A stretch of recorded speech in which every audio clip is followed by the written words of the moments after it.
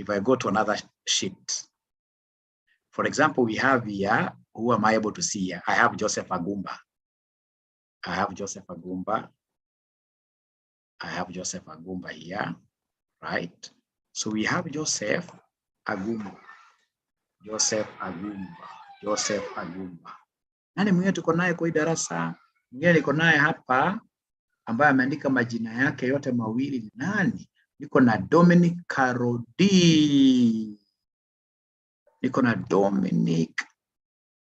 Dominic Karodi. Karo is double like that. Thank you very much. Sasa nikiandika kitu hivi, I'm able to see, ladies and gentlemen, hapa kuna problem because now I can't read Joseph Agumba's full name. Kuna things which are hidden. At least Dominic Karodi naweza soma, lakini I can see Karodi is spilling over to another cell. Who can talk to me tonight? What do you think should I do to be able to have my columns expanded to fit these two gentlemen's names nicely in a way that I'll be able to read everything? What will I do to increase the size of my columns?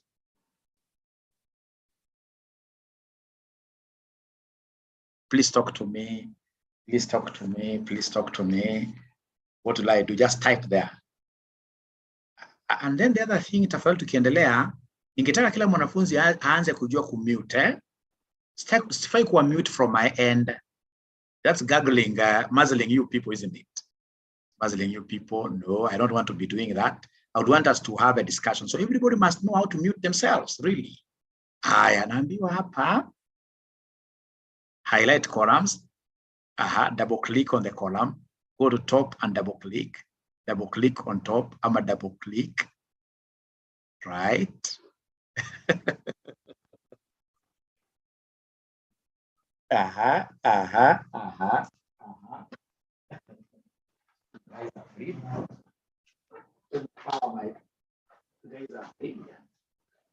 You guys go to the top right of the column heading and double click on the column boundary. Thank you very much. Sasa nataka muanze kufikiria right away from a financial modeling perspective. Financial modeling perspective, we handle a lot of data. But about like now, the one that I'm working on right now, it has over 1,000 rows. Over 1,000 rows. Over 1,000 rows. So what these students are telling me, mwalimu, at sasa kuja kwa column kama ni column ya G, which is okay as well. Wanaambia kuja kwa column ya G, highlight, alafu kuja hapa kwa kona. Unaona hapa kwa kona? You double click. Inakuja ime-expand. Joseph Agumba. Tena ukuje kwa H, you put the column there. You don't even have to highlight, by the way. You can come and put this thing, you see that plus there, and then you double click. It gives you Dominic Karodi. Very nice. Very nice. Like that. Let me go back. Let me go back to where we were. So like that, ladies and gentlemen, remember what we are saying here is that you will simply come to, Monde merezi mkono ikakuja mahali mbaya. Good. Yeah. So you'll simply come to this G at the periphery here, right? Like that. Once I see that particular cross, it's a cross of expansion. So go ahead and double click. Again, target H, put it there. Go ahead and double click. So if uandika majina zenu, mniambie kama mmefanya exactly like that. But trust you me, that's quite a very sad way of handling Excel. Especially when you're na column sasa, you're na column kama 100. You're na column kama 100. Right? You're na column kama 100. It's working. Thank you very much.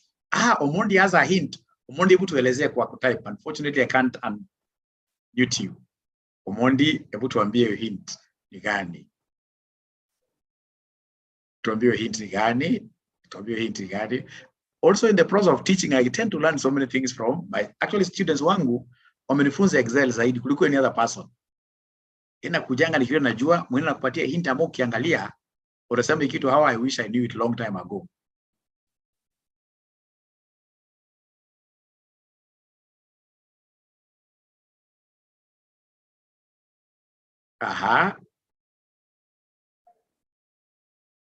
Thank you very much. Thank you very much. You highlight the entire sheet, then you double tab at the top of any column. That is it. Thank you very much. These are bright students. Thank you very much. Thank you very much. Thank you very much. Kitu ambacho wameniambia ni kitu ya maana sana. Wameniambia mwalimu wewe ni aje. Hapa tulikuwa na huyu jamaa alikuwa anajiita Dominic. Hapa tulikuwa na Dominic like that. Dominic whoever. Wamesema the best kuja hapo. Unaona hapa? Unaona kwa hii hapa kwa kona kabisa hapa. Hapa.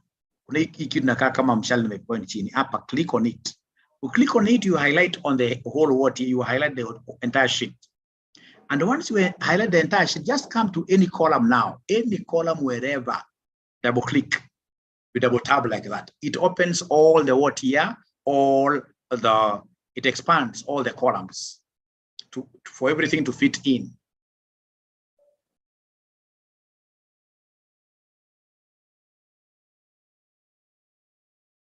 So please, I'm hoping that there is somebody who is trying to do that. And then I want to see whether there are students who have been able to pick that thing once and for all. Once and for all. Are there students who have been able to pick this thing once and for all?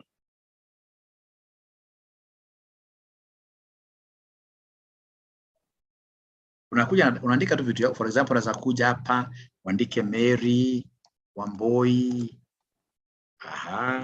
uende kwa the next one, useme for example, Ochieng, Aura, uende kwa so kuna overlap. So whenever there is an overlap, don't worry. Whenever these Excel sheets are too big and your CEO has been given information, what do? You'll simply come there, you highlight the entire worksheet, right? Si lazima uanze kusema to control all, hapana. Kule juu, highlight the entire worksheet. Highlight the entire worksheet. After you've done that, ladies and gentlemen, now go to any column. On top of it, just double click.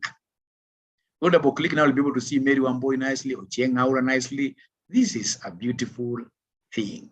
It's a beautiful thing. But unfortunately, I'm not seeing any student who is telling me that Mwalimu have hacked it. Mwalimu from today, I'll not be going to expanding only one column at a time. That's not in the interest of financial modeling.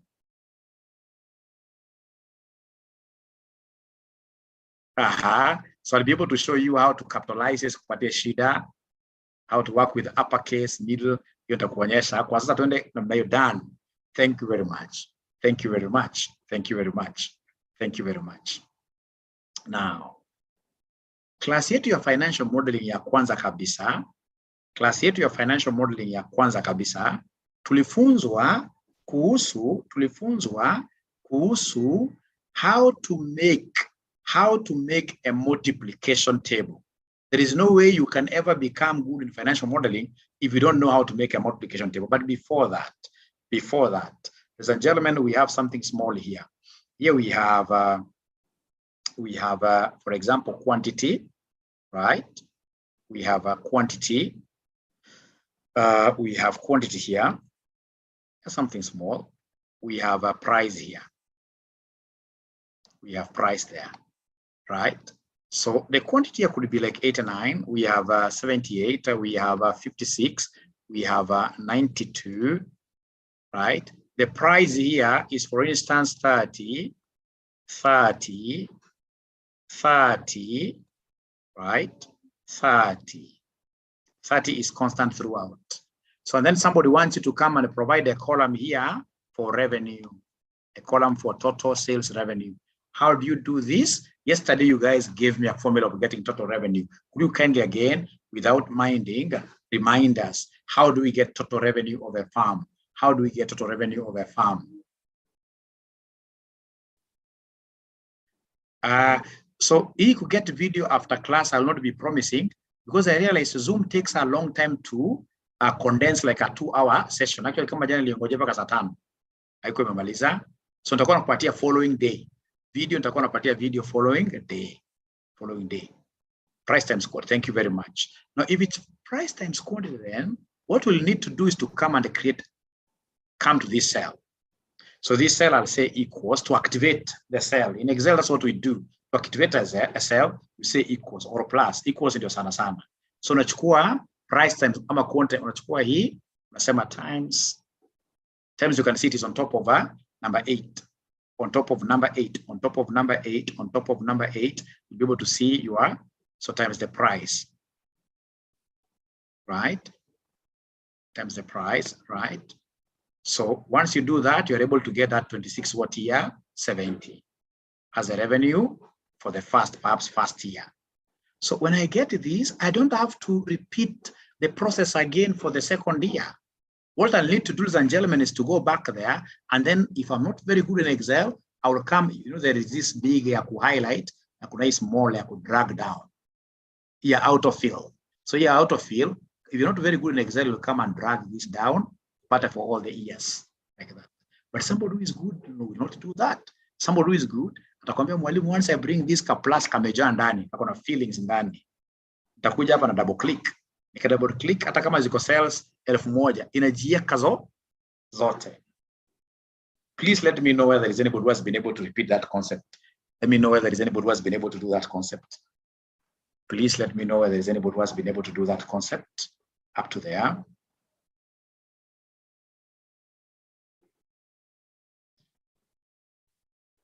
Let me know whether there is anybody who has been able to do that concept up to there.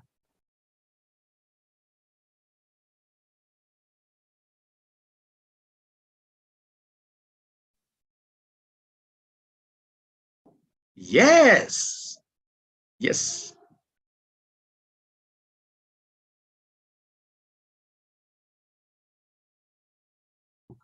Thank you very much. That's what I like. Students who are dancing whenever they reach a milestone. Thank you very much, Robert. Yes. Yes. But you see, also in Excel, there is one thing you need to appreciate, ladies and gentlemen. In Excel, especially financial modeling, we don't entertain repetition of numbers. A good modeler will not give you like this 30, 30, 30 throughout. Haiwezekani. What a good modeler will do, atakuja hapa, akiona price inafanana zote, ataandika price moja peke yake. Of course easy, sasa sifai kukua, tutoe hii column yote, tutoe column yote namna. So atakuandikia price moja mahali pengine tu, in a different workbook, atakuandikia, in this case here, price moja your 30, and then he'll expect you now to apply these 30 to each of these quantities. Can somebody do that as an exercise? We spoke about this yesterday. We spoke about this yesterday. We spoke about this yesterday.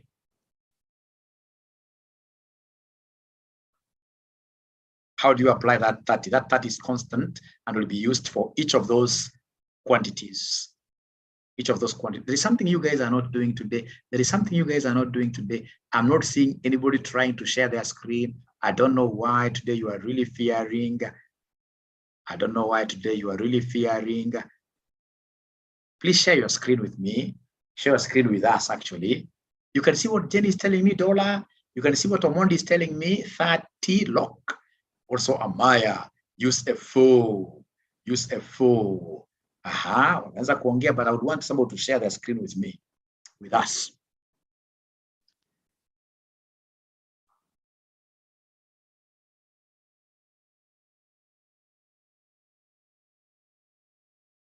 Control plus E, that one will not apply here really. That will not apply here really. Right, I can see Joseph Agumba.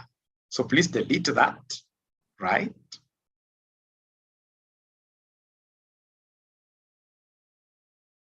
Hapo sasa baada ya kudelete umefinya backspace.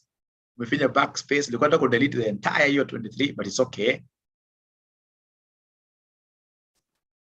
Delete hizo. Yes, you lock the $, because the dollar is strong. Thank you very much. Toa hizo 30. Toa hizo 30 zingine pia. Kuna 33 nataka utoe hapo. Nataka utoe hizo. Yes.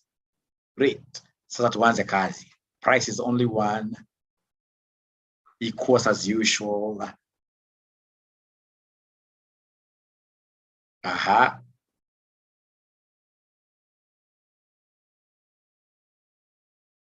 Times 89.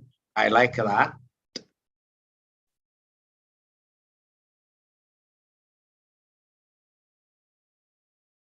Which one has he locked? Has he locked the proper one? Has he locked the proper one really? You must know the cell you want to lock. Yeah. Can't follow since I was not. By the way, amazing. So many students who are not there in our yesterday's class. You'll be surprised. Just try your best to.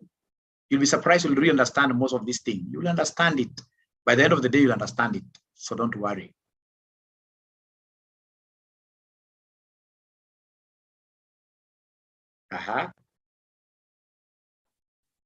So, remember that is the one to be locked, yes.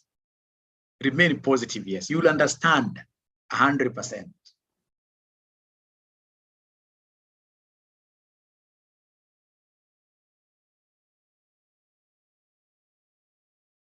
Enter.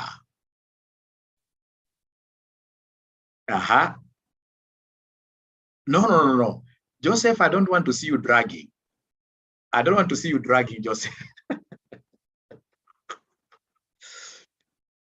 I don't want to see you dragging, but at least you've done it very well. Thank you very much. So let me demonstrate something here. And I can see now Joseph has started getting this Excel. I can able to see that he wanted to use the control tab, isn't it? Control T, I mean, to come up with a formatted table. A formatted table. Now, ladies and gentlemen, listen and listen very well here. Listen and listen very well. When I come here, amazing, look at this. I have so many Excel sheets. So many Excel sheets. When I come here, angalia amazing hapa. What do I want? I want revenue times what here? Revenue time, or rather price times quantity to get revenue. So I have to start by activating, so equals, right? So I'll pick this 30 price. I say times the quantity, which is 89. Then I'll come and say what here, somebody, I'll say enter. So amazing, I would want to know whether you have been able to do exactly what I've done. Just that multiplying 30 and 89, just doing that multiplication. Amazing, please confirm. Have you been able to do that? Just the normal multiplication. Just the normal multiplication. Just the normal multiplication. Oh, I'm not sharing my screen, right? Sorry, I'm not sharing my screen. Let me, sorry for that. Let me repeat. So remember, ladies and gentlemen, what we are doing here is to get this revenue. And how do we get this revenue? So I'll delete it. I'll have to activate the cell first there. So I say equals, I'll take in this case here price times quantity there. I say enter. So amazing, I'm talking to you. I don't know whether you've been able to get this. I don't know whether I've been able to get this. Amazing, please talk to me. Not amazing alone, even the other students, please, if you're not able to get, it's my duty. It's my duty. I would rather even we extend these classes even up to January, but at the end of the day, everybody has to understand. Hatukimbi. And also remember that before I give you a certificate signed by me personally, you have to pass an exam. We have that agreement. Yangu sikupatia certificate huko nje unaona kusema pata certificate Excel na hujui kitu. Yangu itakuwa ni ya ukweli. 100%. And it will be a project based where each one of us will get like 10 minutes to present whatever question I give you. Right? Hiyo hata nikifungulia nikileta hapa kwa studio, I have so many certificates. Let me actually show you. Niweze kujua tena kwambia.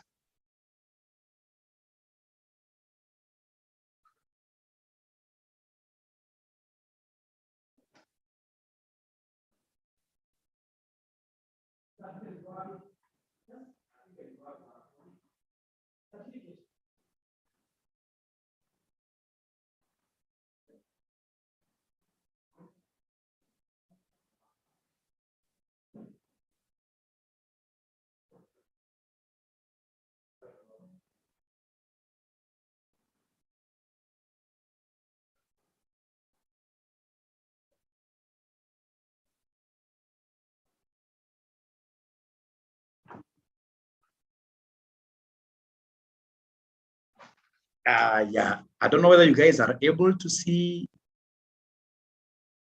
I don't know whether you guys are able to see. Ukiangalia hizi ni certificates za advanced Excel. Na ukiziangalia vizuri ni ngapi hizo? They're over 100, say 120, right? Na nazishikilia sababu gani? I hold on to them because the students have not been able to pass what year? The exam. I hold on to them. I cannot give it to you. Talk of portray como umejua Excel. Is that fair or unfair? Is that fair or unfair?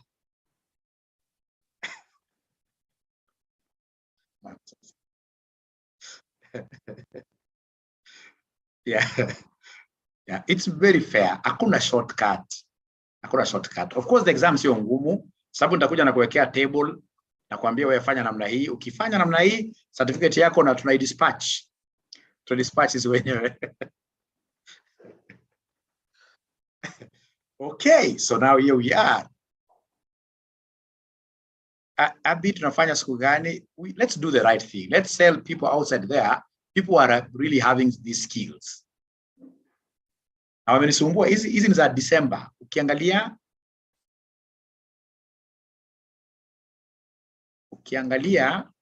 nikuonyeshe, some of them ni za December 2020. Right? Nasiati ni exam at very complicated. No. Hizi vitu normal. Right? So amazing. We are looking at your screen. Thank you very much for taking the bold step ya kushare na sisi. So activate that cell equals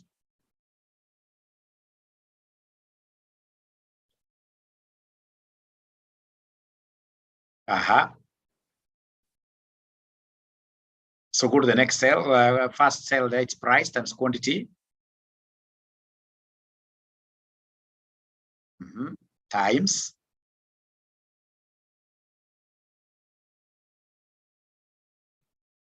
Yeah, it's a different, which is okay. It shows, you know, you have to respect people's different views, right? Times iko hapo kwa number 8. Jua number 8 utasema shift number 8. Shift number 8. Great. Sema enter, great. So go back. Eka plus coming up. Very good. Thank you very much. Thank you very much. Ladies and gentlemen, let's go back here. Let's go back here. Sasa hapa kuna shida moja. Nikija kufanya vile amazing amefanya, niseme for example I'm dragging this down. Ama for example I'm just using autofill. I'm double clicking on this. I'll get 0, 0, 0, 0 there. Why?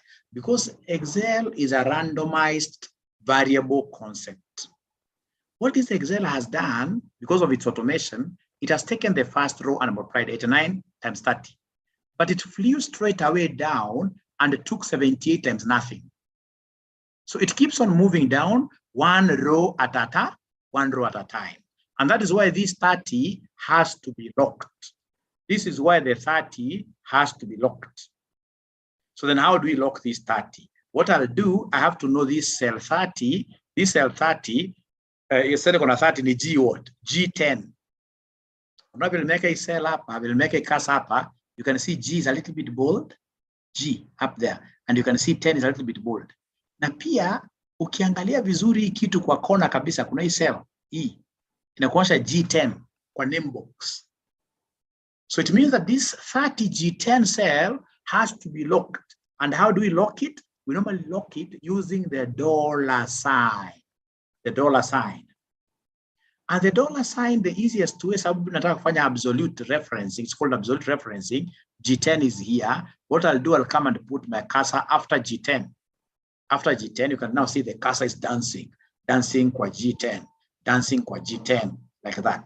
So as it dances like that, it means I can put the dollars. I can decide to put the dollars before 10 and before G manually, or I go the easier way. The easier way ni kusema F4. Hapo juu kwa screen yako, kwa keyboard yako, you'll be able to see F1 to F12. So mimi nataka kufinya F4. When you press F4, it puts the $sign before 10 and before G automatically. Before 10 and before G automatically like that. Once you do that, then you have been able to lock. Now 30 is locked. It means that now 30 will be picked by all these values in the multiplication. So when I say enter like that, I'll get 2670. When I drag this thing down, I'll have 30 being applied throughout. So we use dollars to lock. We use dollars to lock constant numbers, to lock fixed numbers, to lock fixed numbers, to lock fixed numbers. So is that okay? Is that okay? Is that okay? Is that okay? Is that okay? Is that okay?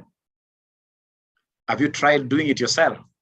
Have you tried doing it? Hata kama ulikuwa umefanya jana, it doesn't matter. You have to repeat again. Remember, as I told you yesterday, till I finish with you, know that you know nothing, and even the nothing that you know it wrongly. You must keep on doing these exercises severally. Severally.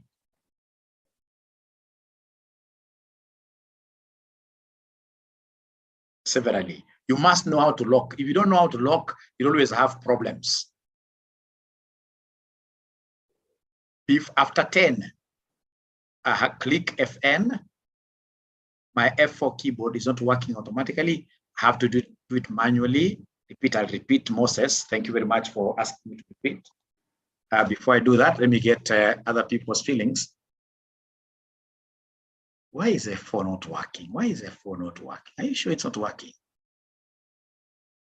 Are you sure F4 is not working? I'll repeat, keep correct. Thank you very much. Alafu, please, if you want to buy a very good laptop, go for the ThinkPad. ThinkPad, Lenovo ThinkPad is one of the best. It's one of the best laptops, so you'll never have a problem with it. Itakuserve muda mrefu sana. Kama yangu, it's very stable. Very stable. And don't buy, if it's secondhand, maybe XUK. I don't know about Spectre, but price yake ni how much? You have to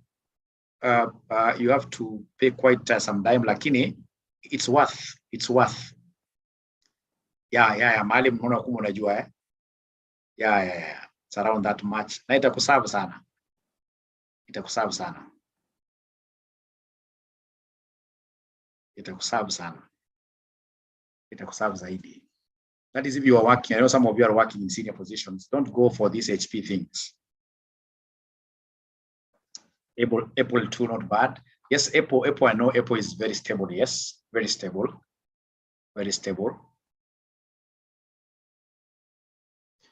Thank you very much. Thank you very much. So we want to repeat this again. Now look at this, look at this, look at this. So I want to delete like that. So come up straight away. So I'll come and activate this cell of revenue. So this cell of revenue, what do I want? I know revenue is price times quantity. I can start with this price first. But I know that price is to be fixed. I know that price is to be locked. So I can even go ahead and lock it there and there and then. So locking it, I'll simply say F4. Because I want it to be locked like that. And then I'll come and say times this 89, right? Enter. And then once I get that, now I'll be able to do what here? I'll be able to scroll down. And of course, this 30 now will be applied throughout. So are we there? Are we there? Kama huko kazi haiwezi. Kama huko kazi haiwezi. Kama huko kazi haiwezi. Na usijifinye sana. Work with whatever you can, but as you progress, because you know now working online is becoming a reality. Working online is becoming a reality, whether you like it or not. Done. Yeah. Thank you very much. Great. Thank you very much. Now, ladies and gentlemen, the last one before I introduce today's concept, is now this thing of working to do what here? This thing of working to produce a multiplication table. Multiplication table is quite crucial. I cannot go without revising that with you again. So I would want a good student to share their screen with us and talk to us, show us how do we do a multiplication table that we got those days in primary school. A multiplication table.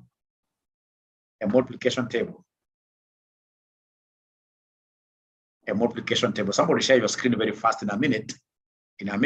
Please get to show us how a multiplication table is done.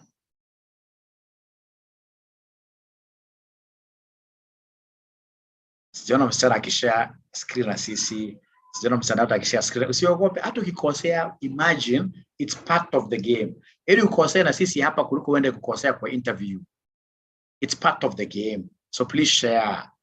Please share, please share. Omondi Clinton amekuja straight away. Right?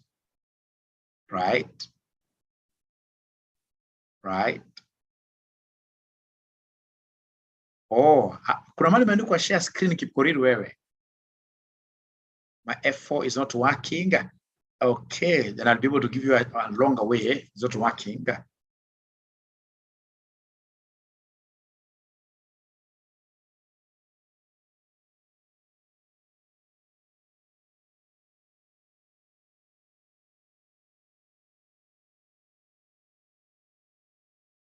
Galaxy pia F4 yake ifanye kazi. Kwa hivyo ni ukweli Kwa hivyo kuna machines zisifanyi kazi F4.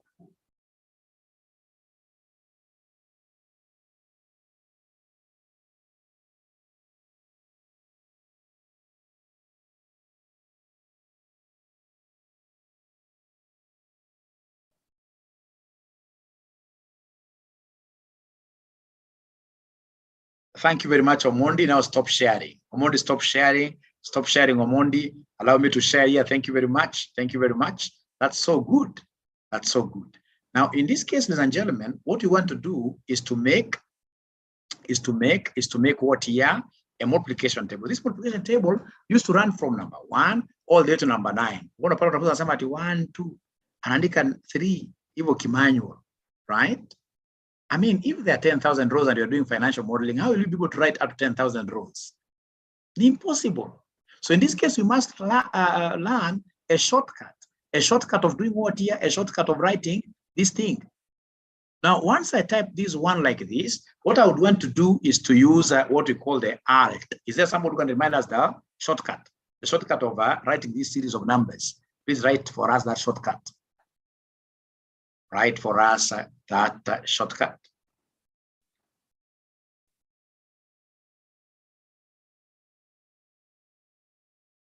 Write for us that shortcut.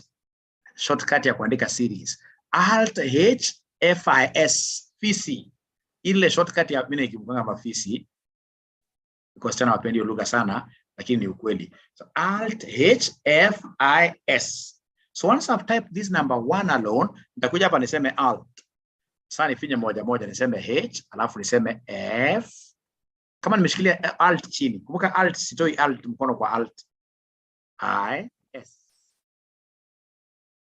Na ukishamaliza hiyo sasa kuna table imekuja hapa. Hii table ikija hapa inakuuliza series in. I would want my series to come in form of column. And I would want, in this case here, this thing to start from 1, but to end at what here? At 9. So I say at 9. And then I say apply. So when I say apply, this thing comes automatically. So I'm repeating again. Look at this. Look at what I'm doing. Naandika number 1. Nikishaandika number 1, ladies and gentlemen, nakuja straight away nasema hapa alt, right? Alt H F I. Nikisema tu S mara moja, my table has come up there. Stop value, niandike 9 there. Nikuja niseme straight away, it's columns I want. If I want it to go row wise, nitasema row wise. But for now, it is column that I want. So I'll say column, and then I say okay. So then we'll be able to see straight away, ladies and gentlemen, this thing coming up. So I want to know whether there are students who have been able to do that. Are there students who have been able to do that? Today I've taken a lot of time to repeat because I'm so sure I'm going to watch your video ya jana pia nyote. Lakini kutoka kesho itakuwa ni. Alafu for those of you also can get a time of a lunch hour, I can also be dedicating time, like say 30 minutes of a lunch hour, just to repeat these things of a lunch hour.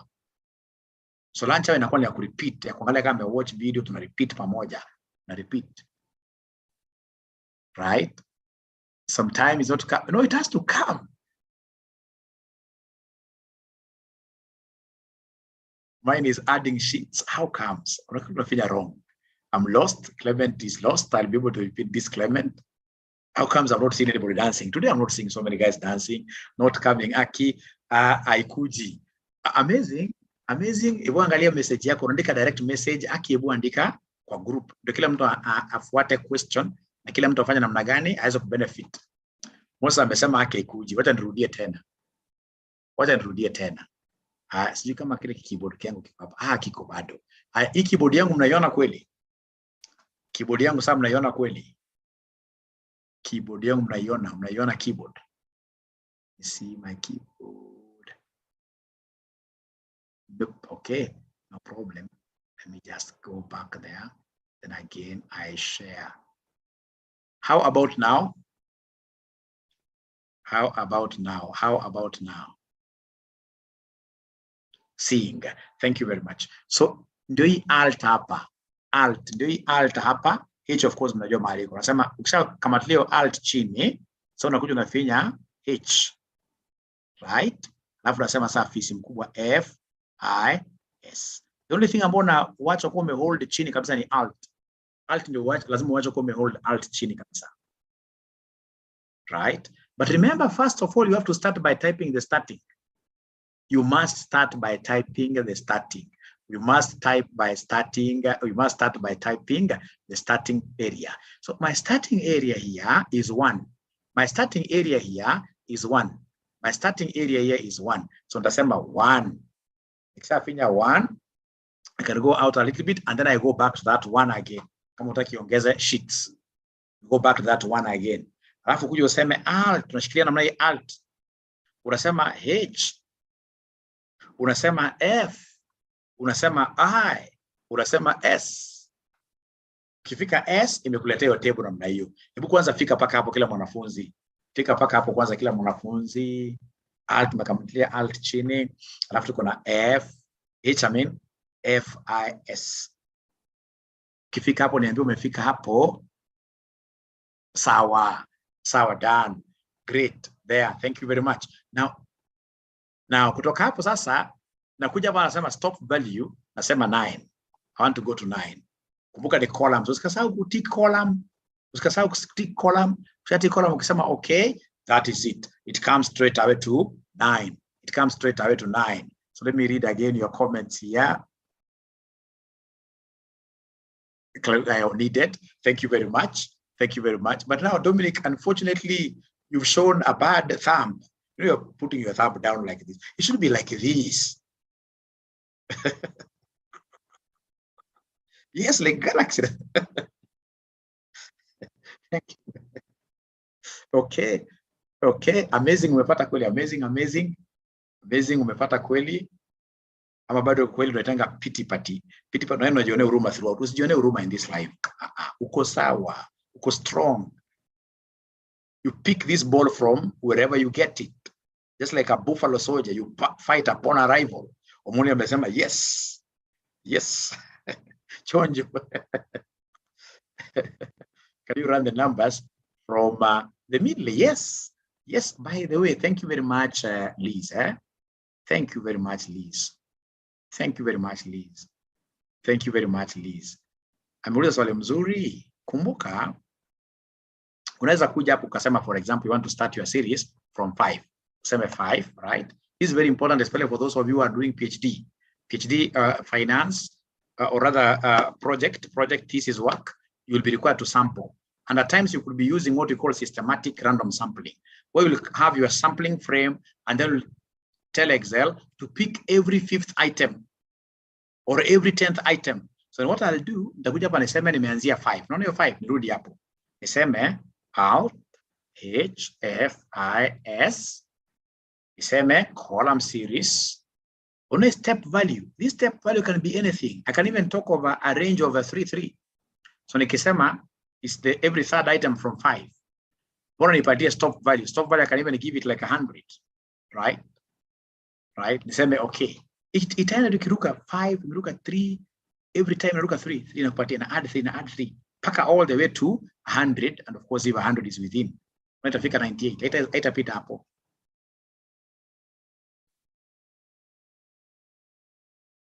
Haitapita hapo. Ona kama nimesema ya 5 ningekuwa wewe ningekuwa nisharudia. Ningekuwa nisharudia mara moja. Na mbio unaweka. Because for sure you will get these things in finance, whether you like it or not. You will get them. You will get them. Okay. Choose row. Well understood. Zimeenda across. Asante sana. Na Moses tulikuwa naye hapa jana. Moses hukuona video. Moses is too busy at his workplace akasahau kuangalia video. This is about personal development. So Moses umesema hapa one for example, right? Turudi hapa kwa one tena. Tuseme hapa Alt H F I S. Ishakuja. So Moses hukumbuka kusema column, yani series, either series in rows or series in columns. So ukisema ukiwacha ikuwe rows ni sawa. Right? Useme stop value for example 9. Right? Ukisema okay, stand across. So yuko mwenye amefanya mazoezi ya cross pia. Yuko mwenye amefanya mazoezi ya cross pia. Yuko mwenye amefanya mazoezi ya cross pia. Zimekuja. Yes. Excellent. Huyu anauliza hizo numbers zinatokea aje? Ni automated. Ni automated. Wewe bora ujue your concept.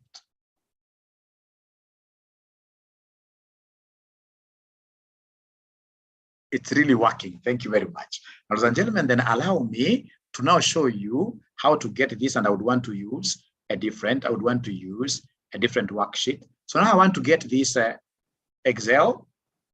I want to get this multiplication table. So multiplication table nitasema 1, sasa very fast. 1 nirudi kwa 1 yangu, niseme Alt H F I S, imekuja hapo. Nataka kuwe row wise, so niseme hapo stop value iende paka 9. Niseme apply. Alafu nikuje hapa by the side hapa. Unaona hapa, right? Niseme 1, right? Nikuje nje, tena nikuje ndani, niseme Alt H F I S. This time around ni column nataka kuproduce. Niseme stop value again 9. Alafu niseme apply. Right. All right.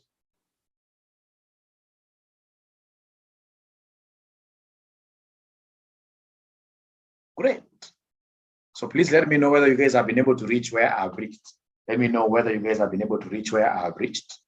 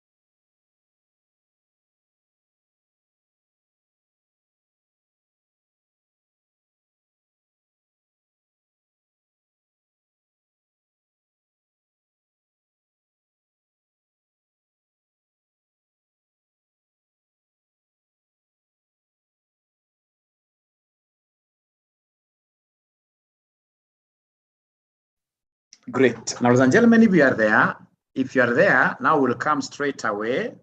Students are okay now. We'll come straight away, ladies and gentlemen, and now try doing our multiplications here. So how do we do our multiplications? Equals. I want to take this one. I multiply this with what here? I multiply this with this one. And then I say enter. So I'm able to get this one like that. So once I get this one, so I would want to use the power of Excel to get all the others. So I'll come and then drag this down. When I drag it down to see whether this one will be, this is disastrous because it has now taken here like 1 times 2 to give me this 2, which is okay. But now 1 times 3 is not 6. 1 times 4 is not 24. What do you think have we done wrong? Or what do you think haven't we done? Where are we getting this kind of bad multiplications? Where are we getting this kind of bad multiplications? Where are we getting this bad multiplication? It's because of this Excel, once it multiplies like this, it keeps on moving down.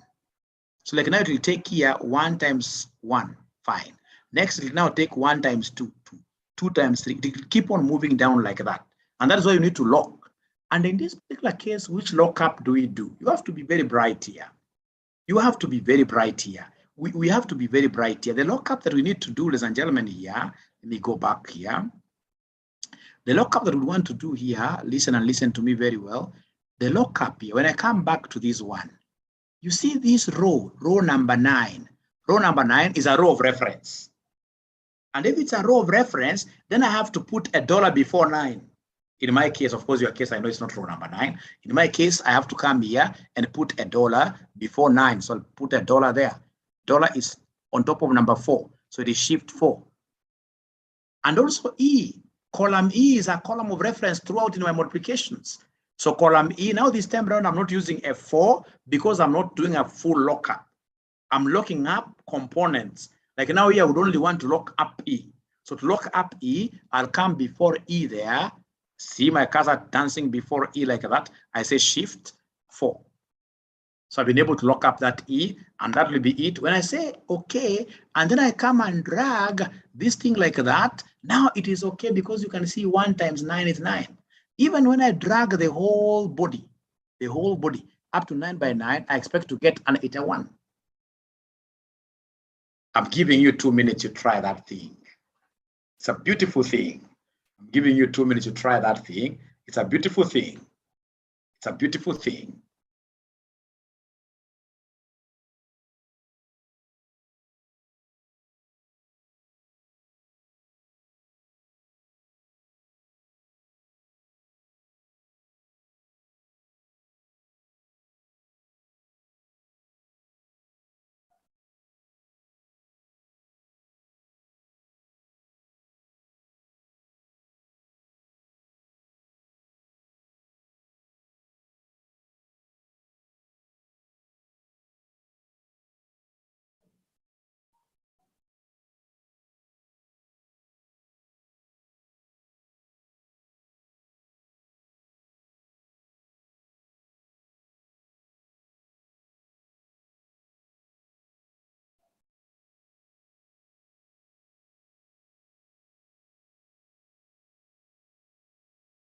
So please let me know whether you've been able to crack this.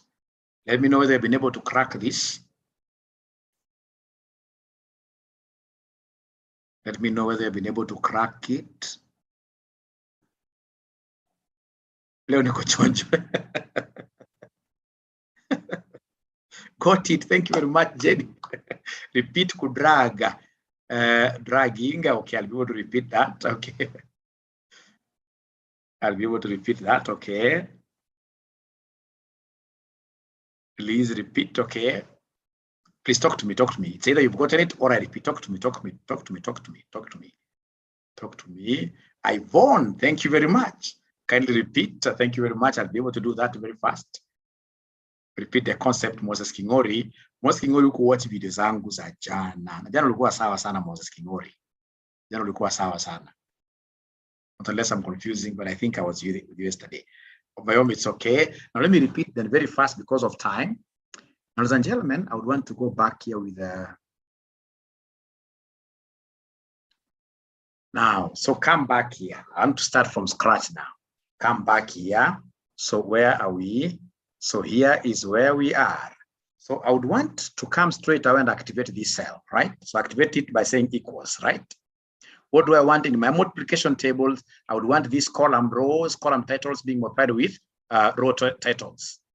So then I would want to start with the first one here. Corresponding here is this one and this one. So I'll take this one times this one, like that. If I say enter, of course, I know if I try to drag this thing down, Excel is a model which keeps on varying, moving down one step at a time. So for sure, I'll need to do what we call cell reference. And here it's very easy because we're not doing full references. It's very easy because I know the title. Like now here, this is a row title, this number 9 in my case. In my case, it's 9 which has got all this. So I need to look for this 9, where this 9 is in this formula. Where is 9? It's here. Put a dollar before it. It's shift 4. And then the other thing that I would want to look is column E. Column E is also a title column. So I'll come and look for E before E. Before E, I'll be able to put there a shift, a door like that. And then, ladies and gentlemen, when I say enter, everything now is okay because I've been able to do my lockups very well. So now I need to come and really move down like that. And then, of course, I'll be able to move across up to 81. Please, now the last time, confirm you've been able to reach there. Confirm you've been able to reach there. Confirm you've been able to reach there. Confirm you've been able to reach there. Confirm you've been able to reach there. Speed is of essence. Speed is of essence in terms of Excel. Speed is of essence. The students who told me to repeat, I'm just trying to, yes, confirmed. Hapo sasa sawa, Mohammed sawa. Amazing, you told me to repeat. Sawa, clear. Thank you. Thank you very much. Beautiful, yes, great. Excel is the most beautiful thing that you can ever. We are now there. Thank you very much. Now, I would want to use this formula, ladies and gentlemen, to basically teach you this concept of VLOOKUP. Because, of course, apparently yesterday you guys were still looking at this thing to be very foreign. Actually, I remember what some of you told me, that you are looking at downloading advanced Excel. You wanted advanced Excel software. It's the normal Excel. Now, ladies and gentlemen, all of us, do we have this document? Have we been able to download this document? Now, I sent this document to you on WhatsApp. Have we been able to download the document? All of us, do we have this document? All of us, do we have this document right in front of us? Have we been able to enable editing? I sent this document to you. I have. I don't have. Why? Can somebody share that document on WhatsApp? Can somebody share that document on WhatsApp? Can somebody share that document on WhatsApp?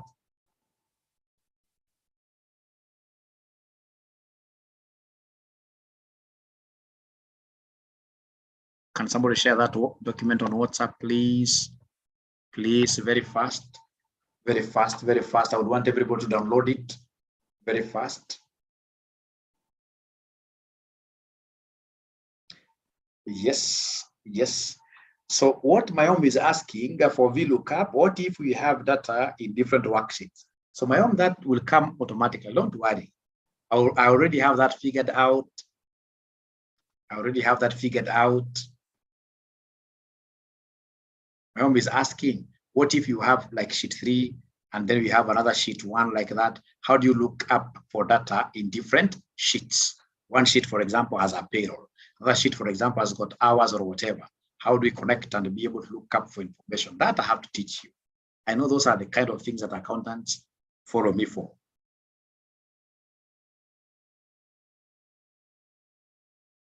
But my home, if I start it at that level, trust you me, these guys will run away. They'll never come back to this class. Is there somebody who has done that sharing for me? Is there somebody who has done that sharing for me? Please help Mwalimu. As you guys are aware, men cannot multitask very much.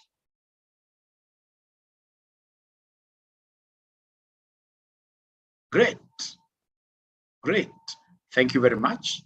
Already shared. Thank you very much, Joseph. Thank you very much. So I would want us to do something very simple. Very simple indeed. Very simple indeed. Very simple indeed. What I would want us to do here, sorry. What I would want us to do here is something that is quite simple.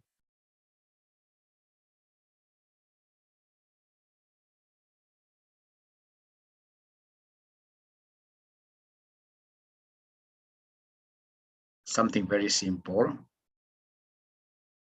Inafungua kwa WPS.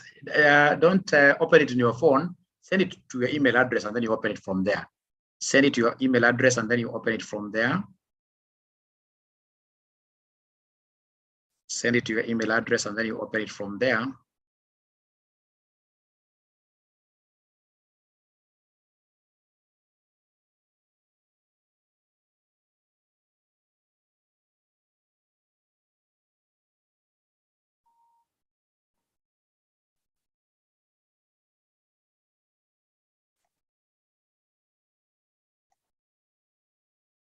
Okay, so here we are.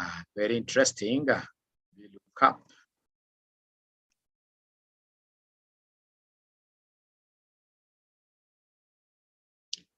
Okay, so here we are. Now, ladies and gentlemen, I would want us to go back to where we began from yesterday. That's from the beginning. So from there, right, this sheet is very clean. So you've gone in this case here for an interview somewhere. And these guys have got a lot of commodities in the inventory. They've got a lot of commodities in their inventory.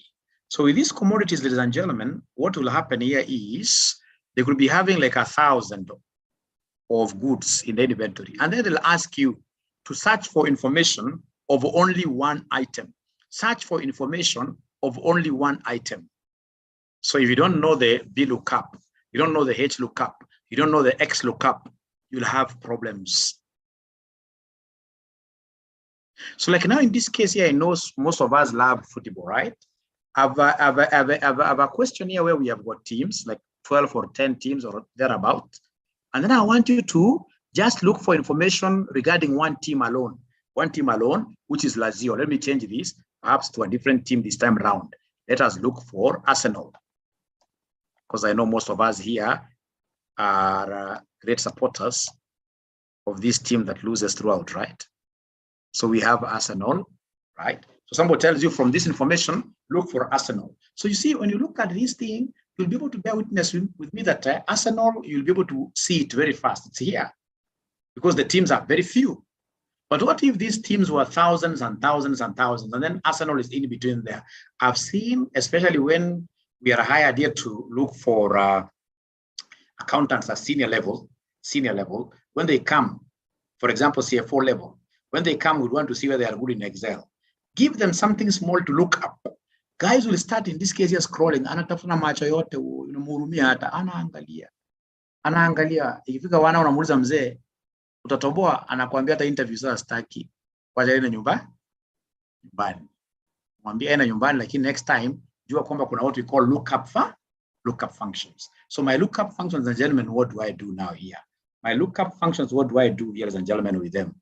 My lookup function, this is what I'll do. Takuja hapa Arsenal. First of all, as usual, say equals to activate. Right? So I want to look up for this Arsenal.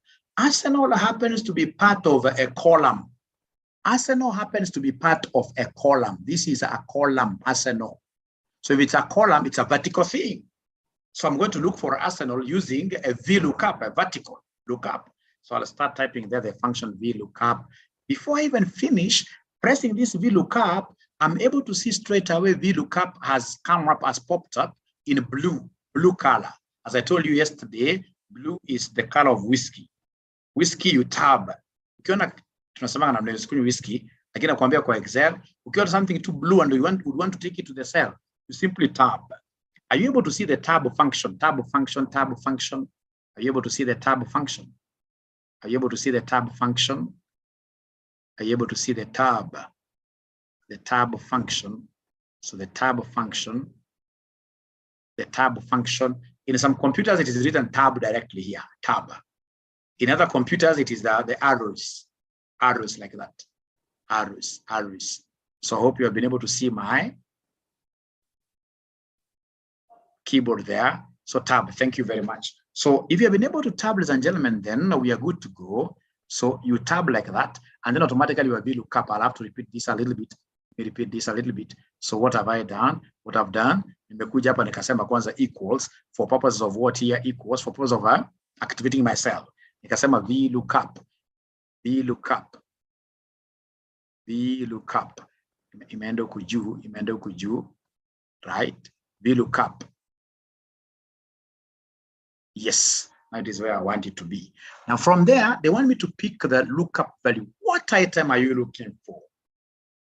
If it's a goods, which good item are you looking for? Here I'm looking for a particular team. I'm looking for Arsenal. So I'll come and press Arsenal there. But again, remember that this Arsenal team happens to be in this column H. And the column H is a column of reference, is a title column. So if it's a title column, then the H, ladies and gentlemen, has to be dollar. So napeleka kitu nyuma. You dollar reference H. The same H is dollar reference like that. Why? Because it's coming here, right? It's a column. I'll be looking at Arsenal to know the Champions League. I'll be looking at Arsenal to know the games played. So this H has to be dollar. It has to be anchored. It has to be locked up like that. So from there, safari inaendelea. Nakuja hapa mbele nasema comma. So nikisema comma, inaniuliza which is your table array. Table array, you come to this table where you are looking for your information. So this entire table, you highlight it. Now, to highlight table, ladies and gentlemen, to highlight table, the best is to press Control Shift, and then now you use the side arrow in the navigation. Press side arrow once, then you press side arrow, down arrow once as well. Usianze kuhighlight na mouse na Wacha nishaile kitu yetu tena. Ile kitu tunasaidia, Mungu ananipatianga wisdom ya kujua kupiki hizi vitu. Hiyo ni Mungu ananisaidianga. Haya, nikija hapa kwa hii kitu hii, right? So I have Control Shift and then I have my 4 arrows here. So nikisha click ile column ya kwanza nitasema inashikilia hizi inashikilia chini permanent. Control Shift inashikilia permanent. And then now I'll be able to hit, this is the side arrow. Nikimaliza side anakuja hapa anasema down arrow. Turudie tena. Sasa umeshaona kiasi. Turudie tena. Sasa umeona kiasi. Look at what I've done. What I did, I came here to my team is there. So with my team being there, nikashika Control Shift. Nikasema side arrow. Ikaenda paka mwisho. Nikashika tena hiyo Control Shift nimeshikilia bado tu. Nikafinya down arrow ikaenda paka mwisho. Ladies and gentlemen, forget about everything, but never forget that table array is normally fully anchored with a 4. Table array is normally fully anchored with a 4. Table array is normally fully anchored with a 4, like that. Ukifinya F4, inakuja kwa dollar kwa kila mahali ya table array. Kama una F4, unaweza kuweka hizi vitu manually. Weke dollar mbele ya B, weke dollar mbele ya 3, weke dollar mbele ya F, weke dollar mbele ya 12. After table array, these guys are putting a comma there. For they are guiding you. They put a comma. Now, you'll have to allow me to finish this helicopter style paka mwisho, so you can first of all be in that position where we look at the end. We need to look at the end, and then I'll be able to go back and repeat again. So after that, wanauliza mzee, column index ni gani? What do you want in this case to search about Arsenal? I would want to search for country of Arsenal. So, and the country is column number 2, because team is column 1, country is column number 2. So I'll be able to press number 2 there. After that, ladies and gentlemen, unasema comma. From there, nakuuliza, what kind of approximation do you, or rather, what kind of lookup do you want? Do you want a true lookup or a false lookup? Do you want an approximate match or an exact match? In finance, we always work with exact match. If the thing that I'm looking for is not there, please tell me it's not there. Don't approximate for me. If it is not there, it is not there. So always for us, we work with this exact match. So you can go there and press exact match. You press exact match. After you press exact match, it's blue labeled. Go for the tab. So it's written there false. Although there is something else I'll be showing you later on. So that is the end of the thing. Anything that you see in Excel being put up in brackets, niko bracket, inakuanga optional, sio lazima. Ukiona kitu kama range lookup imewekwa kwa bracket, sio lazima, unaachananga nayo. So unakuja na close bracket, alafu unasema enter. So nikisema enter, what is it telling me? It is telling me that England, rather Arsenal, is in England. Naona charts, of course, there must be somebody complaining, highlighting nimekwama. Hapo ni noma. Sawa, nitakuonyesha hizi, nilitaka hivyo, lakini nilikuwa nimekuambia pia ni hata usipounderstand, ni high level. Kwanza nifike mpaka mwisho, niweze kuona the end. After that, of course, having gotten one, now I need to use the power of power of Excel. So I need to come and do what here, drag this. I drag like that. If you drag it has stuck with England, and I can't blame it. Why? Because remember here we defined the column number. And for sure, like now here, this is the third column. 1, 2, 3. So it means I need to come to this, put my cursor there, go back to my formula bar, and change these 2. I put 3 there. Nasema enter. It will change. Niende kwa games played pia nifanye the same. Nikija kwa games played najua ni column number 4. So nakuja hapa hii imesema 2, mimi nitakuja hapa niseme column number 4. Haya, niseme enter. Nikuje hapa kwa England ya mwisho niseme column number 5. Nikuje hapa ni change column number 5.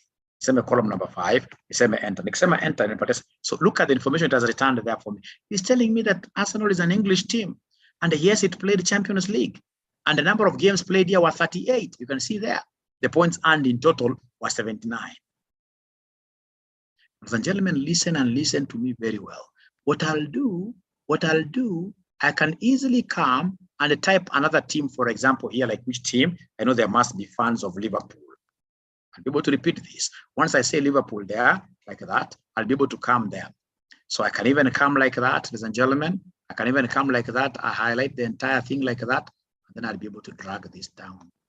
When I drag it down, what will I be getting? Look at what I'm getting. I'm getting here that Liverpool is an English team. It never played. It never played Champions League. It played 38 games. We have here points earned 84, like that. And you can see now I've been able to automate my Excel. If, for example, I come and say Lazio there. Nikisema to enter and nipatia automatic. So now come and short type, so nikusema to pale straight away na nipatia. So now I wanted you guys to see the end result of this so that I can now repeat slowly. I wanted you to see what happens with the VLOOKUP. So as I repeat, you guys now will be so keen with it. So are you ready now? I start repeating. Are you ready? I start repeating. Are you ready? I start repeating. Are you ready? I start repeating. Are you ready? I start repeating. Are you ready? I start repeating. Mwalimu amekataa kwa nini? Mwalimu amekataa sana. Policy yangu haikuji pa kunalia. Usilie. Been doing it blindly. I really get it now. Oh, at the workplace I've been doing it blindly. Yeah, accountants use these functions. Lakini alipoenda kwa auditing firm akaambiwa kuna kitu inaitwa VLOOKUP. Lakini hajakuwa akijua. Yeah, can I repeat it? Remember to use comma. Leo niko flight mode. Aki. Kwa nini flight mode? Don't worry. Share full screen. My problem is if I press lookup, it's not coming up. Hiyo nitakusaidia saa hizi. Highlighting nimekwama. Kwanza to address one problem at a time. Tuanza na highlighting. Gentlemen, ladies and gentlemen, if I want to highlight this entire table, kuna njia mbili. I can come and press kwa team hapo. Ni drag kawaida. Unaona hiyo ya white. Hii ya white ni ya kuhighlight, nifanye hivyo. Lakini swali ni hii. Accountants, for sure, we are using dealing with big data. If you have a table of 1,000 rows, utafanya hivyo mpaka lini? Haiwezi. So in this case here, what I need to know is this way of highlighting. Jeni angalia. Ngoja niweke hapa kitu kwa team. Ni kuonyesha mahali control na shift iko. Unashikilia chini hizo mbili. Unatumia unasema right arrow, inasonga peke yake tu. Unasema down arrow. Nimemaliza. Kwanza tuanze na nyinyi confirm kwamba mmejua ku highlight. Tuanze na hiyo kwanza. Have we known how to highlight all of us? Tuanze na ku highlight kwanza. Start afresh. Tuanze na ku highlight perfecto, right? Tuanze na ku highlight sisi wote kwanza, tujue ku highlight. Clement, umejua ku highlight? Clement, I'm going to kusema flight mode. We have to, because if you don't understand today, you'll disturb me tomorrow again. And from tomorrow, I would want now to move towards finishing this thing. Clement amesema yes. Jenny, ku highlight. Ulikuwa umeleta issue ya ku highlight. Umejua ku highlight. Kwa nini nakata? Because to be frank, like Jenny, hebu Jenny share screen yako. Hebu share screen, Jenny. Jenny, please share screen. Jenny, share screen with us. Please share screen with us, Jenny. Jenny, share your screen with us. Share your screen with us. Jenny, I'm waiting for you. Share your screen with us. Kuna mahali imeandikwa hapo, share screen. learning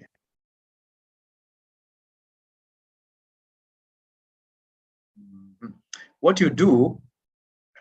If your phone has a very good camera, how do you do it? Is there a way you can point your camera towards your laptop? We get to see it. Because there must be a way. There must be a way you can point maybe. Is there anybody who can share their screen with us? Anyone else who can share their screen with us? Anyone else who can share their screen with us? Galaxy ndio hiyo. Thank you very much.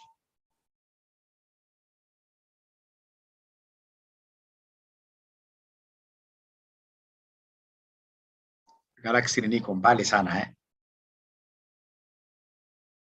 Excel iko mbali, nataka mbio. Excel iko mbali.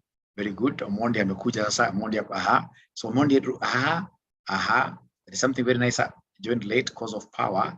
But highlighting nimeget. Thanks, you're gone. That's what we call buffalo soldier. You fight on arrival. So undo kitu haraka bwana, highlight for us Clinton. Highlight for us. Aha. So atana pale juu kwa team. Asitaki ufanye hiyo, nataka kwanza wa highlight. Kwanza highlight Clinton. Kwanza highlight. Just highlighting. Kila mtu ajue ku highlight. Ameenda pale kwa team.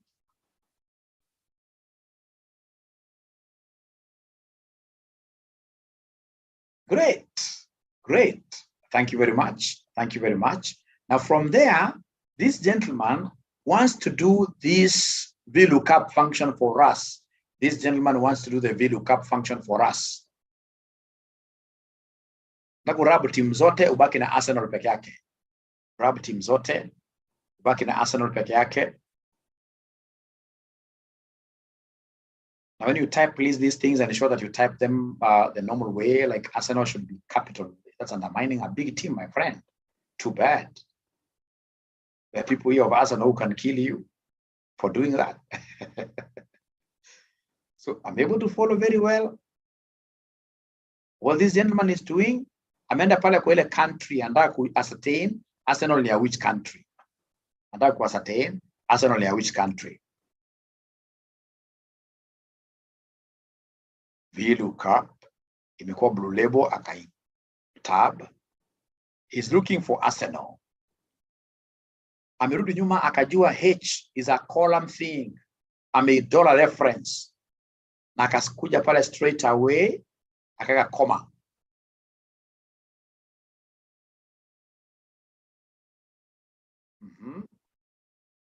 Ameenda kwa table array aka highlight yote. Yeye ameamua kufanya manual. I like that. Ameamua kufanya manual. I like that.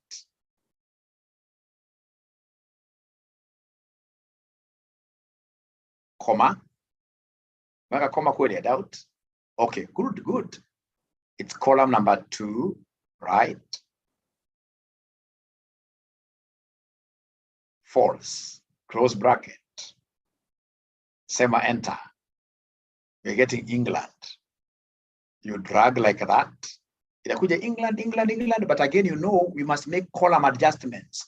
In VLOOKUP, we must make column adjustments. I can see this guy has gone ahead. He knows how to use what we call if error. If error.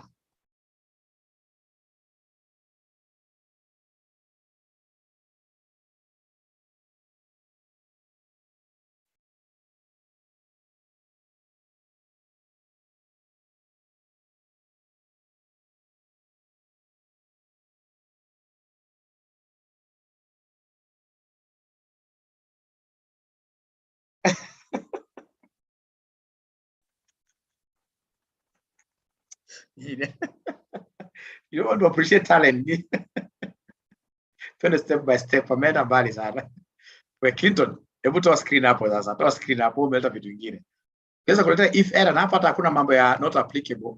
Wewe kuna mahali ukipata not applicable, unaambia if error, please be returning this to us. Clinton, what ni share yangu sasa. But I appreciate Clinton uko juu, you're an advanced Excel user. Thank you very much. Now, ladies and gentlemen, so nataka tuende step by step. Nataka nivute hizi zangu zote. Nivute hii sasa. Nivute hii sasa. Nitoe hiyo. Asante. Sasa sisi wote nataka tuende kwa hii country. Tupate countries hizi wote. So to activate kwanza ituseme equals, au tuseme v look I ishakuja pale blue. So from there now tab. When I tab like that, it is asking me what are you looking up for? What is the lookup value? It is Arsenal. When I press Arsenal like that, then I'll be able to remember very fast the concept of what this is a column title. It's a call. It's a reference thing. So I'll have to go back a little bit. Kwa H, and then I fix a dollar. I fix a dollar before H like that. Alafu sana nasema safari iendelee. Nakuja hapa mbele. Umeona imeniambia after lookup value inaniambia weka comma. Kuna comma hapa chini. After lookup value weka comma. So nimeweka comma. The next thing inaniambia weka table array. Table array now I need to come and highlight this. If you're not able to highlight this using the shortcut, no problem. You highlight Jenny, highlight the long way. Highlight this thing the long way. I've even done it the long way myself. And then remember very fast before you put a comma, that table array, this thing that is always in red, it must always be fully anchored. And to fully anchor this, we use F4 automatically. If you don't have F4 in your laptop, then straight away you must come and use what here? The long way, where you put dollars before B, dollars before 3, dollars before F, dollars before 12. After table array wananiambia weka comma. Hai, so nataka kuona kama kila mwanafunzi amefika mahali nimefika hapo. Ikichukua break kwanza kidogo namna hii, nataka kujua kama kila mwanafunzi amefika hapo. All of us have we reached there? All of us have we reached there? All of us, one person confirming that is too few really. That is too few really. That is too few really. Thank you very much. So remember, for those of you who are running auditing firms, I also do tailor-made. I also do tailor-made Excel classes for auditing firms. Like this Tuesday, I'll be training ISPAC chairman. You know, ISPAC chairman. I'll be training all his staff who are based in Mombasa right through Zoom. So if you have got an auditing firm and you want your people to be thorough in this, for example, when they go to a client and then they are given a trial balance, how do they pull their own financial statements from the trial balance and then they compare them with what the client has? That client anashtuka. Remember, the only thing I need is a trial balance. Kesho ukienda muonyesha ndio hii figures. So if you have an auditing firm, please engage with us. We are very fair in terms of rates. Great. So are we? Ona amesema yes, aki ni watano peke yake. Ni watano peke yake. Watano peke yake. Watano peke yake. Madam, we can talk about this after class. After class. Now, so nataka kuendelea na safari yangu. Nataka kuendelea na safari yangu sasa. Nataka naendelea na safari yangu. Excel yangu na misbehave imerudi. Sasa imeniambia hapa, the next thing, ladies and gentlemen, is the column index. This country that I'm looking up for is column number what? We have the team, we have the I. So this is column 2. Remember, it's an index number. We say the column I, it's a number. So it is column 2, like that. Alafu nasema comma. Ukifika hapa nisikize, ikileta true or false, always as in finance we work with false. So unaekanga 0. You know 0 is false. 0 is the same as false. Unaeka 0. Always unaeka 0. In financial modeling, hata kazi ngumu. Ukiona tu kitu inasema true false, always unaeka 0. Alafu unafanya nini? Una close. Alafu unasema enter. I'm able to get England. Can I see somebody who is now celebrating having gotten England there? Or somebody who is crying? Somebody who is crying, having gotten nothing. Having gotten nothing. Somebody who is crying. At least you've been able to get England. At least you've been able to get England. At least you've gotten there, England. England. Mary cry. Not yet. Everybody feedback. What you waniongeleshi? Nipatie feedback. Nipatie feedback. Are we there? Are we there? Have we gotten England? Nipatie feedback. Jenny amelia yake yote. Yes, dada baya. Aha. Utapata umesahau kakoma tu. Umesahau kitu kidogo tu. Aki wengi hawajanipatia feedback. Ivon Wamboi, yes. Wengi hawajanipatia feedback. Clement amecheka. Nikucheka ama nikushtuka Clement? Ingozi Robert, yes. Yego, yes. Clement analia. Clement leo namna gani? Yep. Thank you very much. So allow me to repeat hapo kwa 2. Allow me to repeat this again. Galaxy didn't. Great. Ladies and gentlemen, here we are. So I would want to repeat it again. So I'll delete this. So I'll come and say equals. So when I say equals there, what do I want? First of all, why am I using a VLOOKUP? It's because the information I'm looking for here is arranged in columnar form. Ingekuwa arranged in horizontal form, ningetumia HLOOKUP. But hapa natumia VLOOKUP because it's arranged in what here? In columnar form. So then I'll type VLOOKUP. And then I say tab, because it's blue labeled. Then the lookup value is arsenal. This arsenal, once I press on it, I'll ask myself, is it something of reference? Will I be referring to it in future? Yes, so it is H. So I go back a little bit to H. I go back a little bit to H. I say dollar there. And then, ladies and gentlemen, I'll be able to go back with my, and continue with my journey, say comma there. Because you see, after lookup value, they want me to put a comma. And then now table array. So now I'm using the manual approach. The cursor going slowly, table array like that. And table array must always be fully referenced. F4. Yakuwa na dollars throughout. Kutoka hapo nasema comma. And the next thing is the column index. This thing that you're looking for, country, is in which column? It's in column number 2. So you press number 2 like that. After that, unasema comma. Inakuuliza true or false, always in finance. Hata ukienda kwa Python language. In finance, you get a true, false, unasemanga false. False. And the best way of saying false is using 0. So you say 0. Right? Labda huyo unasema hapa, close bracket. Unasema enter. I'm able now to get England. I wish those students walikuwa wamelia sana zile sasa wacheke kidogo. Hata kama ni wawili out of 10. Right, yeah. Kwa wawili wakicheka, I'll have accomplished my teaching. Utajua nimefanya kazi. Utajua nimefanya kazi. Kwa table array. Table array, utarudi hapo, sawa. Repeat hapo, look up please. Wewe msikuwa waoga sana pia. Msikuwa waoga sana pia. Nimeanza kupata at least moja. That's quite good. That's quite good. That's quite good.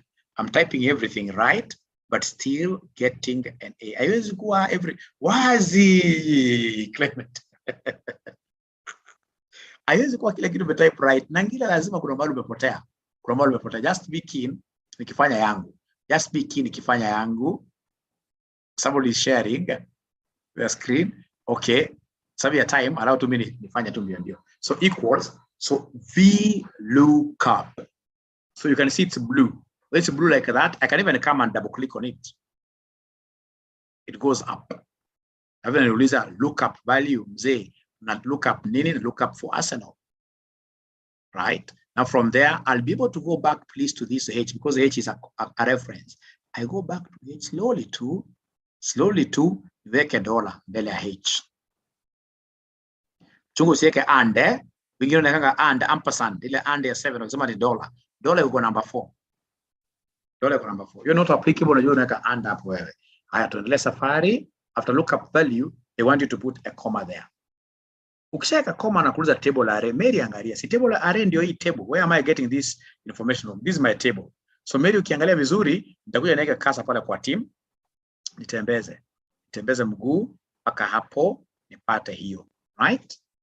Please ukishapata table array lazima always useme F4.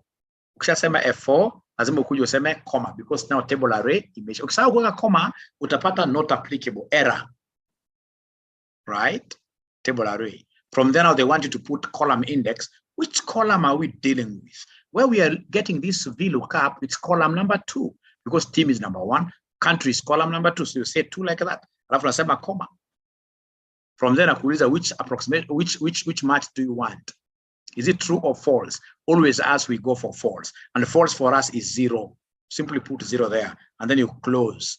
bracket. Then we say enter. So let me see whether there is anybody now who is able to say, yay, nimepata. I'm celebrating. You can see now Jenny is celebrating. Great. Dance with this. Dance with this. Dance with this. Dance with this.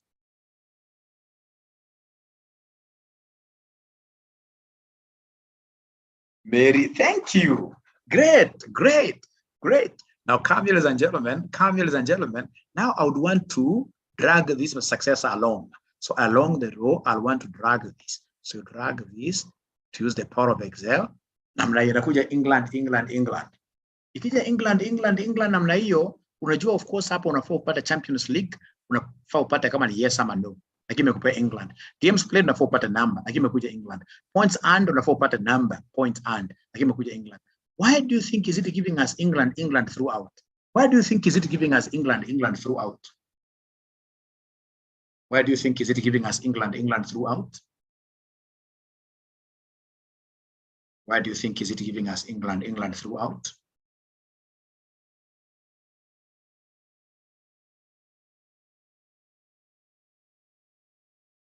Jenny, thank you. Ukidrag inakuja NA sababu au reference. Got it? The first column was hidden and I had not noticed. Okay. Yeah, if it's hidden, it can't. Jenny, how reference? Jenny will be able to pick you back. Right? Now look at this. Imekuja hiyo straight away, imekuja kitu ya, as and gentlemen, imekuja kitu ya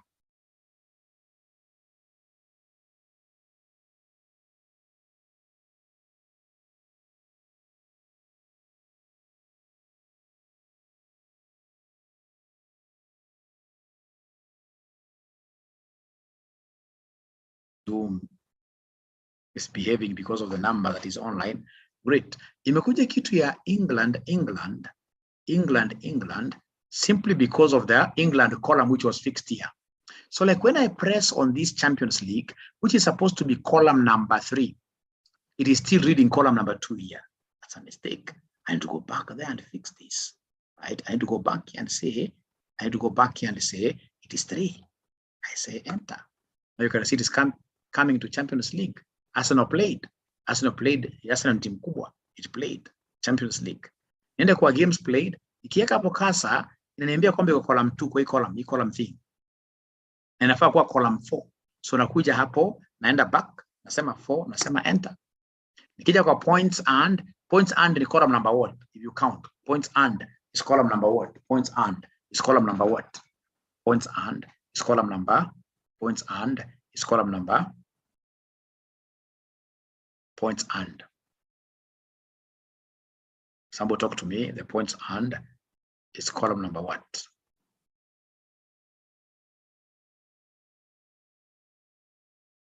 They're not talking to me.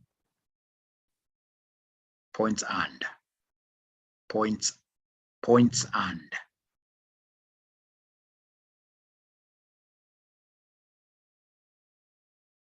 Hello.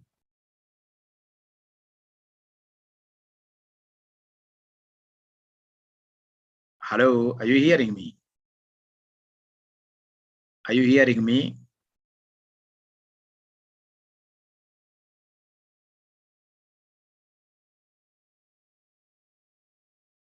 Is there a problem? Hello? Hello?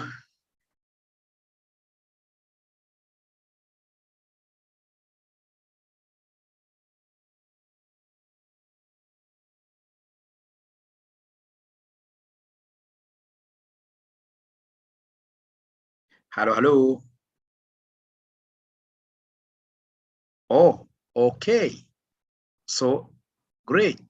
Column number 5. I was wondering how comes you're not responding. Column number 5. Column number 5. So then I'll come here. When I click on this, I realize that it is still reading column number 2.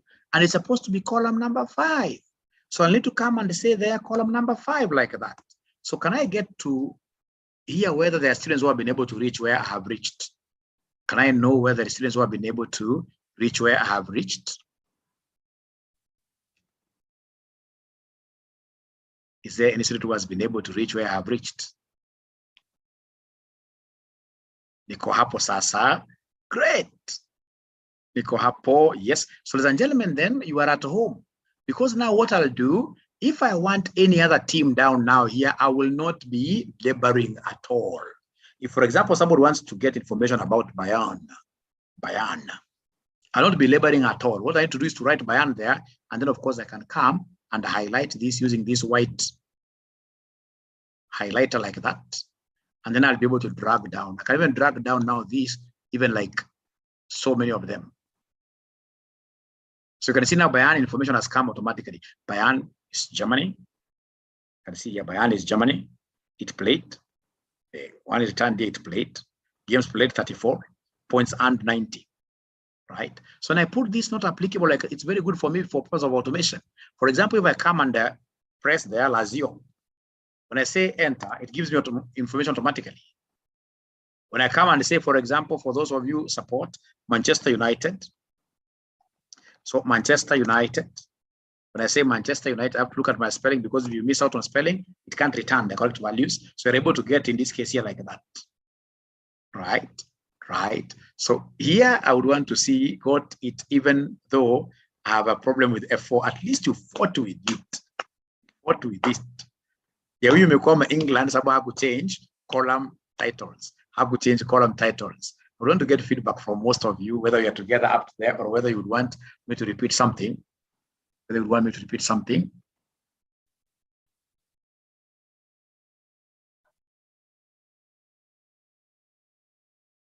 Together.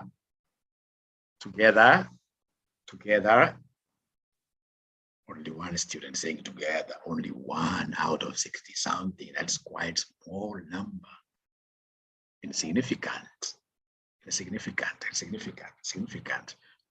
Together. Mbona sijapata machozi?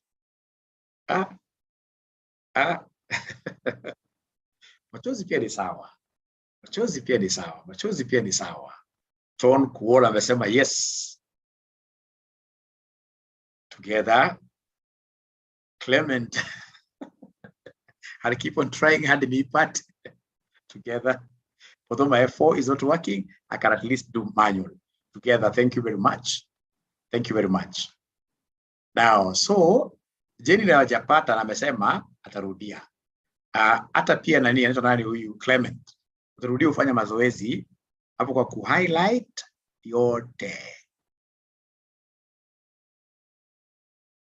Now, ladies and gentlemen, please you'll have to allow me to skip something small here and show you what we call horizontal lookup. Hebu fungua pini yako ya horizontal lookup. Fungua sheet yako ya horizontal, still on the same table that you have. There's a horizontal lookup button. Tell me whether you're able to see it. Horizontal lookup button. Tell me whether you're able to see it. Horizontal lookup button. Kuweka F4. What I'll do, nimaliza na hiyo horizontal lookup button. In case kama kuna mwanafunzi haja understand yeye, tabaki naye nyuma. Tukibambana hata kama ni mpaka saa 5. Lakini ni allow tafadhali with the 4 minutes or 10 minutes or so, nimaliza hiyo horizontal ndio tukija kesho tukikuja kwa same concept. Right? Wala ambao mtakuwa mmeshindwa hapa na pale 1 2, tabaki nyuma na nyinyi. Right? Kiporiri ukiangalia sheet yako iko na vitu mingi, iko na VLOOKUP na iko na HLOOKUP. Ukiangalia hiyo Excel yako iko na two tabs. Iko na VLOOKUP na iko na HLOOKUP. Umeiona? VLOOKUP done.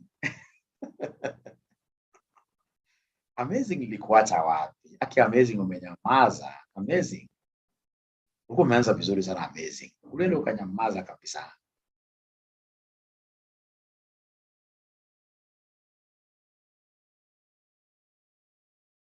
Okay. So can I go to horizontal straight away? Now horizontal will be very fast. Rada safi. Asante Sada. Sure. Thank you very much. Ladies and gentlemen, here we are. Now, if you look at this, they want you to get a team. But now these teams are arranged in a horizontal way. You can see this. They're arranged in a horizontal way. So allow me to remove these two, Borussia and Hamburger. Let me remove them like that. So I'll come to the country here. Country, remember, country equals. Now, this time around, what do I want? It's not a vertical looking thing. It's a horizontal looking thing. So I'll type here H look up. It's already blue labeled like that. So H look up, and then what I'll do is to tab. So lookup value, I'm looking up for Milan. It is a column T, a column H, team. So I need to go back a little and do what here, ladies and gentlemen, and really, and dollar, the H, like that. Alafu safari inaendelea, so nakuja hapa, nasema comma. Nikisema comma, inauliza what is the table array? Table array is here. I'll come and highlight the entire table, just manually, because I've seen you don't like the automated one. So manually. After that, I know table array must always be fully anchored. So with F4. So I press F4 like that. Nimeruka kidogo, nimeruka kidogo, nimeruka kidogo. Kwa hiyo, okay, nimeruka kidogo. Wacha nirudi hapa nyuma kidogo. I anchor again like that. Yes. So I pressed a different one, F4, like that. From then, niuliza, comma. Now you can see it is asking for the row index. Country is in which row? Country, if you count, we have row number 1, row number 2. Country is row number 2, right? Then I'll be able to put comma there. Then it's asking these things are false or whatever. I'll put 0 there, straight. I'll not even think, right? Then I'll be able to come and do what here? Close my bracket, and then I'll be able to say equals. It's telling me that Milan is an Italy team. Italy team. So is there anybody who has been able to pick this very fast? Is there anybody who has been able to pick this very fast? Anybody who has been able to pick this very fast? Anybody who has been able to get that Italy? Anybody who has been able to get that Italy? Anybody who has been, even if it's one student who has been able to get Italy. Italy, who has been able to get Italy. Even if it's one student who has been able to get Italy. Problem kwa wanafunzi wangu waniongeleshi, hawaniongeleshi. Mbona amepata? Yeye amesema instantly. Joseph Aguma amepata. Josephat Maiko, and Josephat Maiko is an old friend. Josephat, all these years, where have you been? Anyway, thank you very much. I think the procedure is the same with VLOOKUP. Ukishaanza kujua VLOOKUP, ushaanza kujua Excel sana. Most of the things zinafanana sana kwenda mbele. It is the same. It is the same. It is the same. Right? Right? Now then, if that is the case, what I'll do, ladies and gentlemen, I'll come here, I drag across. Italiano throughout. But you see, Champions League, when I come here, upper country, I know country is row number 2.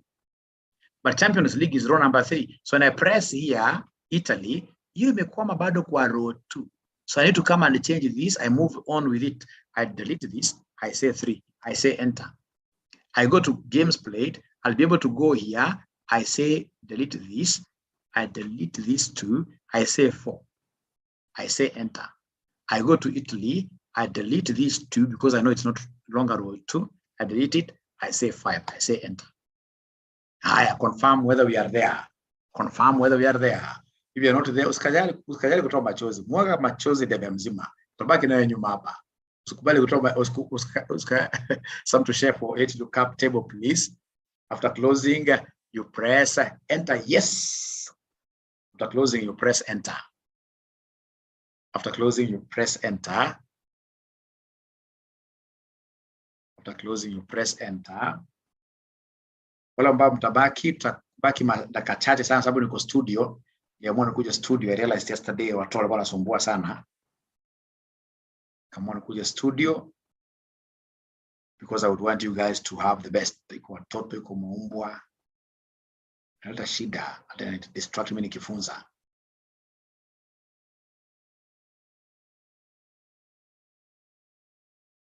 Finally, I'm there, Brian. I love that. Dan, thank you very much. Thank you very much. Abby, got it. Got it. Got it. Got it, Milo. Thank you very much. Great. How comes I'm not seeing anybody crying? Does it mean that everybody has got it? How comes I'm not seeing somebody crying? And then ukitaka amani na Excel, please, this is a very expensive course out there. Trust you me. It's a very expensive course out there. Let us not have this Excel. Tena letu uende kufunza na mtu mwingine. Not applicable. Because jeni unasahau. Unasahau dola zako. Jeni unaona si international girl. Unasahau madola zako kuweka. Perfect, okay. We shall overcome. Cool sana, Caroline. Thank you very much. So what I'm saying, even after this, please just take your time. Take your time. Take your time. Take your time. Take your time to understand this Excel. To understand this Excel. Excel is a very serious thing. Very serious. That's why here we have very serious people here, by the way, for your information. I want to mention their names, but they are very serious people here, very serious people in this class. To just show you why you need to appreciate this Excel. Na pia hata ina mwisho wa kusoma, ukimaliza tukienda financial modeling, please be in that class mpaka mwisho. Haya, asante sana. So before they start dropping off, what if in this case they wanted you to look for any other team? For example, what if they wanted you to look for Borussia? So Borussia, like that. So they want you to look for Borussia. What you'll do, you simply write Borussia there, right? And then you come and first of all highlight. I saw you guys love highlighting like that, which is very absurd for me. And then you come and there. Now using this autofill, the black, you drag down. You can drag many of them like that. So like now it's telling you Borussia is Germany. See here, you can see Borussia is Germany, yes, 3471. Borussia is Germany, yes, 3471. Ukija ukijaribu timu nyingine, ukika timu nyingine, for example, kama hamburger, itarudisha automatically. Kama hamburger, itarudisha automatically like that. Great. So, ladies and gentlemen, now we have come to the end of this particular thing. I would really request that if you have been following throughout, you've been lucky. At times it's luck. You've been lucky to be getting these things throughout. Please disappear, and then I will leave me with a few of you for very few minutes. We get to catch up, to touch base. You'll get this video first thing tomorrow in the morning, but before you sleep, ensure that you are able to repeat what you have done. And if you have somebody you can also teach, please teach them, because the more you teach these things, the better. I even expect you guys to be creating links yourselves. You create a link and then you send it through the group there. Some people should be able to follow. And then you have you guys discussing between yourselves. Because Excel bila kufunza mtu huwezi kujua pia. Nataka kujua sana, jifunze. Isiende ufunze mtu ama ujiongelesha peke yako. Mahali uko unajiongelesha. Otherwise, it has been a pleasure hosting you tonight. Tomorrow we shall be able to make progress, because tomorrow there's nothing much repeating. Tomorrow now ni kuenda. Tomorrow ni helicopter. Tomorrow ni helicopter. Right? So thank you very much. Kama ushaelewa tafadhali potea. Thank you very much, Joseph. Potea haraka. Thank you very much.